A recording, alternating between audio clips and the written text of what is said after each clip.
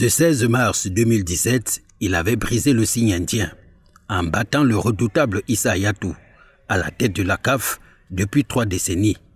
Hamad Hamad incarnait alors la révolution du football continental. 3 ans plus tard, son nom est désormais écrit en lettres sombres dans les annales du football africain. Hamad Hamad, à la tête de la CAF depuis mars 2017, avait déjà reçu un avertissement verbal de l'instance fêtière de football international en 2018 pour sa gestion peu catholique de la CAF. En 2019, le dossard numéro 1 de la Confédération africaine de football recevait le carton jaune de l'arbitre FIFA après les accusations du secrétaire général de la CAF, limogé Am Farmi, qui dans une lettre adressée à la Fédération internationale incriminait Hamad Hamad de corruption, de paiement de pots de vin à plusieurs dirigeants, d'usage personnel de fonds de la CAF et de harcèlement sexuel à l'encontre de plusieurs salariés de la Confédération africaine de football. Des accusations qui ont été passées au peigne fin par la commission d'éthique de la FIFA à travers une enquête qui a abouti à des griefs faisant état de l'organisation et du financement d'un pèlerinage à la Mecque, des accointances avec l'entreprise d'équipement sportif Tactical Steel et d'autres activités. La FIFA de nous assurer que les griefs seront détaillés dans sa décision intégrale qui seront publiés dans les 60 jours sur son site. C'est fort de cela qu'un carton rouge a donc été infligé aux Malgaches qui, en plus des 5 ans de suspension, devraient verser 122 millions de francs CFA pour détournement. Il faut préciser que ce qui arrive au sexagénaire malgache était prévisible. L'épée de Damoclès plane sur sa tête depuis quelque temps. Il ne lui reste plus qu'une chose à faire appel auprès de la plus haute instance du sport, le tribunal arbitral du sport, le TAS.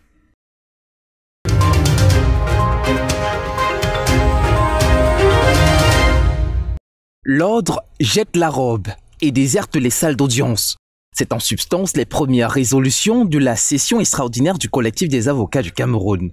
Ce sera donc boycott pur et simple. Les hommes de loi ne diront pas le droit, s'imposant en silence devant les prétoires qu'ils s'apprêtent à abandonner pour 5 jours. Ces 2 articles consacrent ce nouveau code temporaire de procédure des avocats, complété par un 3e avec une plus grande incidence. En effet, les hommages de l'ex-bâtonnier Tchakounté Patié-Charles prévus sur les parvis de la Cour d'appel du littoral et la Cour suprême déménageront pour un lieu plus accueillant, précise le communiqué. En rappel, le barreau du Cameroun est d'humeur noire depuis le mardi 10 novembre suite aux affrontements ayant opposé certains de leurs confrères aux forces de sécurité de Douala. 2 d'entre eux sont justement en détention provisoire, accusés notamment d'outrage à magistrat. Si tout se passe sans objection, les cours de la République seront vides le 30 novembre prochain, date d'entrée en vigueur des décisions prises par l'ordre.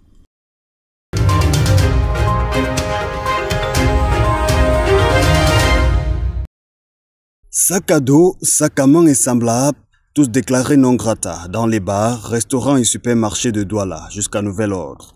Cette décision du gouverneur de la région du littoral, contenue dans ce communiqué, porté à l'attention du grand public, entend accentuer la vigilance et prévenir toute autre attaque. La dernière en date, c'est celle de Bonabéry à la bombe artisanale le 19 novembre dernier. La décision semble avoir un effet favorable auprès de la population, du moins pour le moment. Nous pouvons d'abord dire qu'il fallait que le gouverneur réagisse parce que les terroristes quittent déjà du sud-ouest, nord-ouest pour arriver à Douala. Donc il fallait que le gouvernement fasse quelque chose. On ne sait pas où on peut cacher une arbre blanche ou normale. Donc il est question que tout ce qui peut être suspect soit hors du cadre public. Si la mesure est jugée salutaire ici, ailleurs on circule aisément avec le sac au dos. Les déclarés indésirables occupent même une place de choix dans nombre des bars et espaces publics. Les détracteurs de la décision voient déjà la méthode comme inadaptée et ils le font savoir tout en invitant les autorités à se tourner vers des options plus appropriées. On va donc laisser nos sacs. Ils n'ont qu'à mettre les scanners dans leur début de boisson et tout ce que cela comporte. Parce que dire que laisser les sacs dehors, vous ne savez pas ce qui est dans mon sac. J'ai mes documents ici. Et en même temps, j'avais quelques courses à faire concernant mes vêtements. Je me suis arrêté chez le tailleur et me voici à la mairie de Lokbaba où j'ai déposé mes dossiers à signer. Donc, avec ce sac, je me suis retrouvé en train de faire un 2 en 1. Par cette sortie, le gouverneur tire la sonnette d'alarme et appelle les populations à plus de vigilance. Tout colis ou paquet abandonné dans les espaces à forte concentration doivent être signalés aux forces de maintien de l'ordre. Le patron, lui, y veille.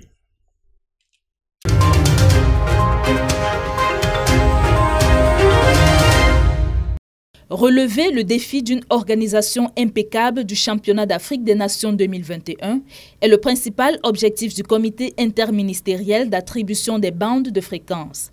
Le CIABAF siège depuis ce lundi à Yaoundé. Il s'agit des 23e, 24e et 25e sessions ordinaires sous la présidence du ministre des Postes et Télécommunications. Les hautes prescriptions du chef de l'État sont claires et à cet effet, l'organisation réussie de cet important événement sportif est grandement tributaire non seulement de la disponibilité des ressources en fréquence pour le fonctionnement adéquat des réseaux de communication électronique, mais aussi de l'utilisation de ces ressources conformément aux normes techniques et à la réglementation en vigueur. Puisque l'utilisation des fréquences radioélectriques pendant le CHAN 2021 sera intense, notamment en ce qui concerne la bande FM, une task force a été mise en place pour éradiquer toutes les opérations frauduleuses. Pour accompagner cet événement, le CIABAF également a mis en place un cadre pour pouvoir amener tous les potentiels utilisateurs des fréquences, n'est-ce pas, à obtenir des autorisations et à veiller aussi à ce qu'il n'y ait pas des utilisations anormales. Notons que le partage et l'utilisation du spectre des fréquences radioélectriques sont soumis à des exigences de rigueur dans l'intérêt de toute la communauté des utilisateurs. Le CIABAF veille donc au strict respect de ces impératifs du fait du boom des réseaux sociaux, de l'augmentation des applications dans les communautés électroniques mobiles et de la sécurité publique.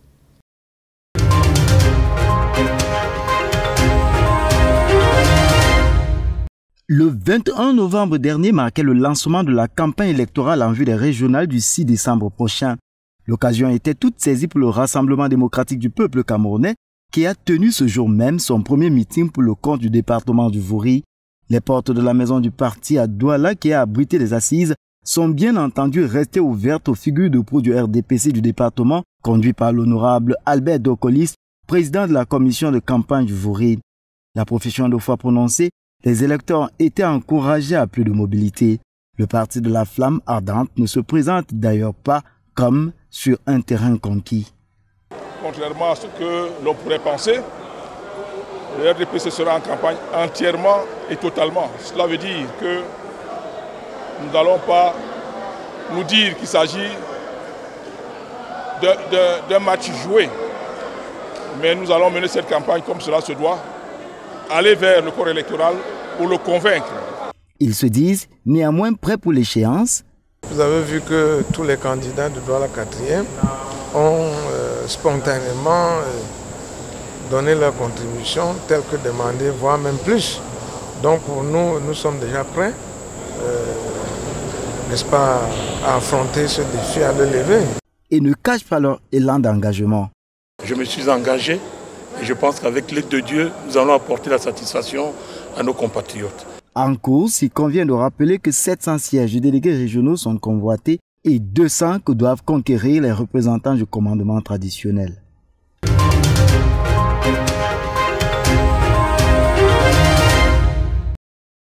Au soir du 6 décembre prochain, jour des toutes premières élections régionales au Cameroun, 25 délégués de département seront élus dans la VINA.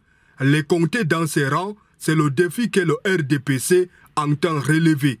Bien que totalisant 98 conseillers municipaux sur les 218 qui constituent le collège électoral dans cette circonscription, le parti au flambeau ardent ne s'avoue pas vaincu. Pour sortir victorieux, ces candidats comptent sur la loyauté de leurs camarades électeurs, mais davantage sur leur expérience. On a une liste représentative, bien constituée, avec des expertises requises au regard des compétences qui vont être transférées à la région qui est une entité décentralisée et qui va parachever le processus de décentralisation qui est mis en place, tous ensemble, de concert, unis, pour pouvoir faire un travail de fond, de persuasion et convaincre nos vis-à-vis, que ce soit dans nos propres rangs, que ce soit dans les rangs des autres partis qui ont des conseillers dans notre département.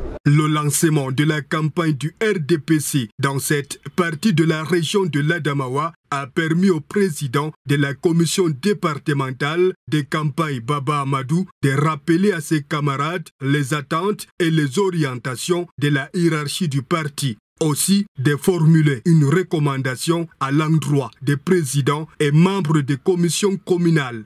S'est déployé sans relâche tout au long de 2 semaines de campagne afin de séduire les conseillers municipaux de l'UNDP et de l'Univers. À l'occasion de cette rencontre, tenue en présence du patron du RDPC dans l'Adamawa, Elhadji Mouhamadou Abo Ousmane, une somme de 18 millions de francs CFA a été collectée pour financer la campagne, soit 5 600 000 mobilisés séances tenantes et 12 400 000 enregistrés dans la rubrique des promesses.